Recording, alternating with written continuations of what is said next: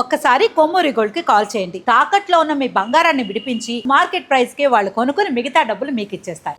Welcome to మనం TV. పేదోడి గొంతుగా మోగబోతుందా లేక స్వరం మారుతుందా? ఎక్కడ అన్యాయం జరిగితే అక్కడ ఎగిరే ఎర్రజెండా రెపరెపలు ఆ ఊళ్ళో ఎందుకు కనిపించలేదు? అది కూడా రెడ్ అడ్డాగా పేరున్న చోట అస్సలు కనిపించకపోవడానికి, మాట వినిపించకపోవడానికి కారణాలేంటి? కమ్యూనిస్టుల్లో పోరాట స్ఫూర్తి కొరవడిందా లేక అంతకు మించిన వేరే కారణాలు ఉన్నాయా? ఎక్కడ ఏం జరిగింది? అందులో లెఫ్ట్ పార్టీల ప్రస్తావన ఎందుకు వచ్చింది? దిక్కులేని వారికి దేవుడే దిక్కు అనేది సామెత. అయితే తూచ్ అదేం కాదు, మేమే దిక్కు అంటారు కమ్యూనిస్టులు. అందుకు తగ్గట్టే సిపిఐ కానీ సిపిఎం కానీ పేదలకు అన్యాయం జరిగినప్పుడల్లా పోరాట స్ఫూర్తిని ప్రదర్శించిన సందర్భాలు చాలా ఉన్నాయి. ఎర్ర జెండా అంటే కొండంత అండ అన్నట్లు భావిస్తుంటారు బాధితులు. కానీ ఇప్పుడు ఖమ్మం జిల్లాలో జరిగిన ఒక ఘటన ఆ అభిప్రాయాన్ని మార్చుకునేలా చేస్తోందన్న చర్చలు మొదలయ్యాయి తెలంగాణ పొలిటికల్ సర్కిల్లో. ప్రభుత్వ భూమిలో నిరుపేదలు వేసుకున్న వందలాది గుడిసెల్ని, అది ఏళ్ల తరబడి ఉన్న వాటిని నిలువులా కూల్చేస్తుంటే అదే జిల్లాలో బలంగా ఉన్న లెఫ్ట్ పార్టీ నాయకులు ఏం చేస్తున్నారన్న ప్రశ్నలు వస్తున్నాయి. ఎర్రన్నా యాడబోయినవు అంటూ బాధితులు వేసే ప్రశ్నకు సమాధానమే కరువైంది. దీంతో ఇక్కడ కమ్యూనిస్ట్ పార్టీలు అధికార పక్షంతో కుమ్మక్కయ్యాయా అన్న సందేహాలు సైతం వస్తున్నాయి జనాల్లో. సో లెఫ్ట్ పార్టీలేంటి, ప్రత్యేకించి ఖమ్మం లాంటి చోట భూ నిర్వాసితులకు అండగా నిలబడకపోవడం ఏంటన్న ప్రశ్నకు ఎంత ప్రయత్నించినా సమాధానం దొరకడం లేదంటున్నారు పొలిటికల్ పరిశీలకులు. ఖమ్మం టౌన్కు అతి సమీపంలోనే జరుగుతుంది ఈ వ్యవహారం.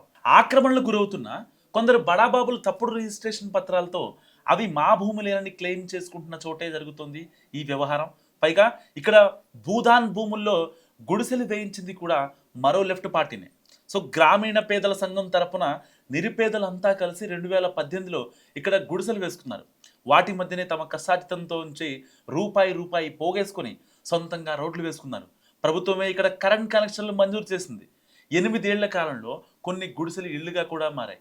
సో ఇంత జరుగుతున్నప్పుడు కామ్గా కళ్ళు మూసుకున్న లేదా మూసుకున్నట్టు నటించిన అధికార యంత్రాంగం ఇప్పుడు సడన్గా వచ్చి కూల్ చేయడం, లెఫ్ట్ పార్టీలేవి దాంతో మాకు సంబంధం లేదన్నట్టుగా ఉండడం ఇప్పుడు చర్చనీయాంశం అవుతుంది ఖమ్మంలో.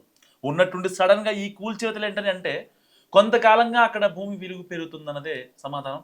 మొత్తం 30 ఎకరాల స్థలంలో, అది కూడా భూదాన్ భూమిలోనే గుడిసెలు వేసుకున్నారు పేదలు. కానీ ఆక్రమదారులు మాత్రం 60 ఎకరాలను బాధిస్తున్నారు. గవర్నమెంట్ రికార్డుల్లో 30 ఎకరాలను స్పష్టంగా ఉంటే ఈ 60 ఎకరాలు ఎక్కడి నుంచి వచ్చింది? ఆ మాటలు వెనుకున్న మొదలుపేంటని అడుగుతున్నారు ఇక్కడి పెద్దలు. సో కొంతమంది పెద్దోళ్ళు ఇక్కడ రియల్ ఎస్టేట్ వ్యాపారం మొదలు పెట్టాలనుకుంటున్నారని, ఆ బిజినెస్కు ఈ భూదాన్ భూములు, అందులో ఉన్న ఇళ్ళు, గుడిసెలు అడ్డుగా మారడందునే కొత్త లెక్కలు తెర మీదకి వస్తున్నట్లు కూడా చెప్పుకుంటున్నారు. సో కూల్చివేతలు కూడా ఆ గేమ్లో భాగమేనని అంటున్నారు. గతంలో బీఆర్ఎస్ హయాంలోనే ఒకసారి ఇలాంటి ప్రయత్నం జరిగినా సక్సెస్ అవ్వలేదని, అప్పుడు కాంగ్రెస్ సర్కార్ ఆ పనిని విజయవంతంగా చేసిందని ఆవేదన వ్యక్తం చేస్తున్నారు స్థానికులు. ఇదే ప్రభుత్వంలో చాలామందికి 58, 59 జీవోల కింద భూములను క్రమబద్ధీకరించారు. కానీ పేదల విషయంలోనే వివక్ష అన్న అభిప్రాయం పెరుగుతుంది. అసలు ఖమ్మం జిల్లా రాజకీయం అనగానే ముందు గుర్తు వచ్చేది కమ్యూనిస్ట్ పార్టీలే.